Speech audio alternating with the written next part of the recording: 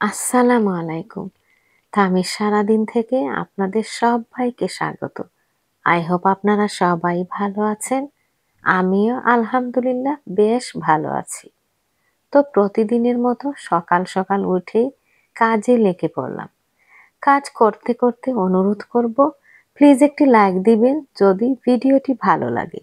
আজকে লিভিং রুমের টিভি স্ট্যান্ডটা পরিষ্কার করে সাজিয়ে গুছিয়ে নিচ্ছি। লিভিং রুমের মাঝে স্ট্যান্ড হচ্ছে সবচেয়ে ইম্পর্টেন্ট, যেটা একটু অগোছালো থাকলে সবার চোখে পড়ে। তাই চেষ্টা করি প্রতিদিনই একটু একটু করে পরিষ্কার করতে। আসলে পরিষ্কার করা আর গোছানো সাজানো ডিফারেন্ট। তো এই তো সাজানো একদম কমপ্লিট। কেমন হয়েছে আমাকে কমেন্টের মাধ্যমে জানাবেন। অনেক আপুরাই ভিডিও নিয়ে কমেন্ট করেন, এত ভালো লাগে, মনে হয় কষ্ট করে যে ভিডিও করি তা অর্থহীন নয়। তো চলে এলাম রান্নাঘরে, দেখেই বুঝতে পারছেন কি হবে আজকের রান্না। চিংড়ি ভুনা আর মাংস ভুনা, এই দুইটা তরকারি আজ শেয়ার করব।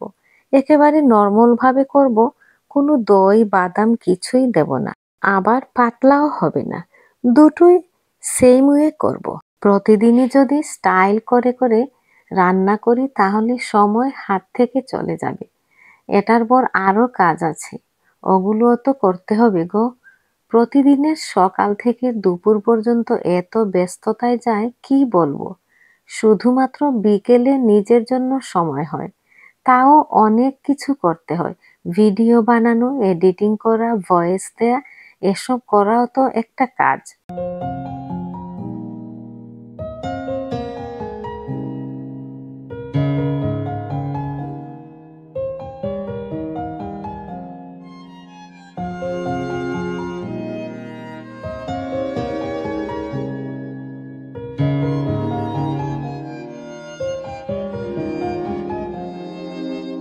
আবার সবার মাঝ থেকে এইটুকু সময় বের করে নিতে হয়। তাহলে বলেন, রুটিন করা না থাকলে সব কাজ এভাবে করা কি সম্ভব?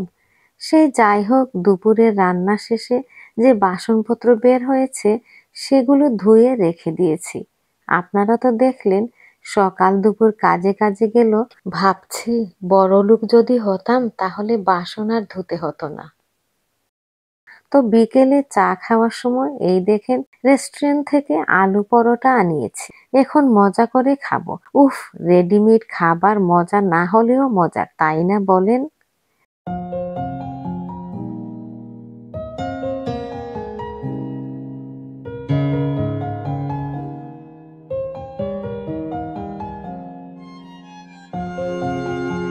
চা খাওয়া শেষ করে চলে এলাম একটি সুন্দর কিউট টিপট শেয়ার করতে। আবারও বলছি, কেমন হয়েছে কমেন্টের মাধ্যমে জানাবেন। তো আজ এ পর্যন্তই। প্রতিদিনের মতো এটাই বলবো, ভিডিওর কোনো অংশ যদি এতটুকু ভালো লেগে থাকে প্লিজ লাইক শেয়ার এবং সাবস্ক্রাইব করবেন, আর প্রিয়জনদের সাথে শেয়ার করবেন। আপনারা সবাই ভালো থাকবেন সারাক্ষণ সারা জীবন। আল্লাহ হাফিজ।